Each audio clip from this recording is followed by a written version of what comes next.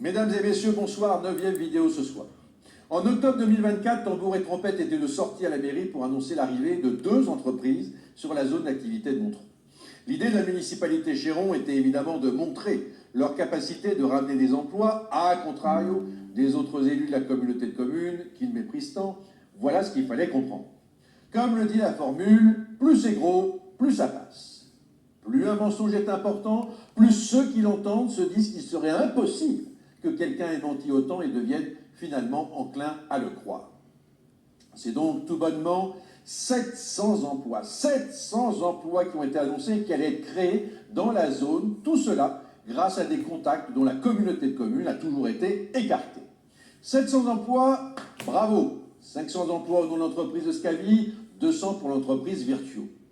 James Chéron nous annonçait sur sa page Facebook tout fièrement que Scavi préparait l'acquisition en 2025 d'un terrain, construisait en 2026 son usine et allait l'ouvrir en 2027.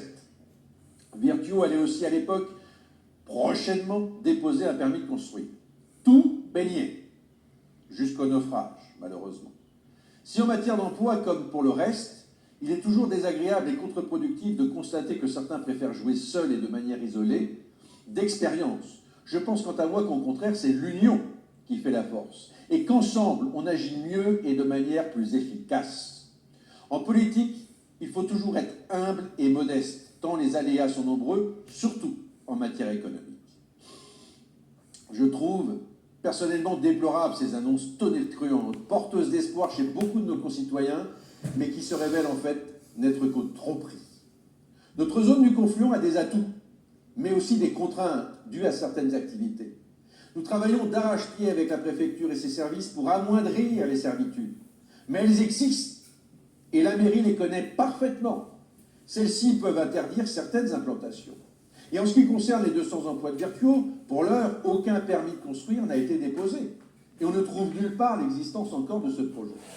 Pour Scavi, les 500 emplois, malgré la belle vidéo prise par le maire avec un cadre de cette société, qui n'y est resté que quelques mois et qui, quelques semaines avant, était encore un salarié du Conseil régional d'Île-de-France, le monde est décidément très petit, le projet est définitivement enterré.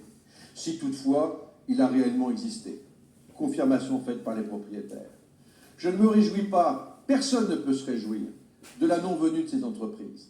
Je regrette simplement qu'en toute connaissance de cause, la municipalité ait pu laisser croire que ces entreprises allaient s'implanter et créer 700 emplois alors qu'ils savaient, eu égard à la réglementation actuelle, que c'était impossible aux endroits indiqués.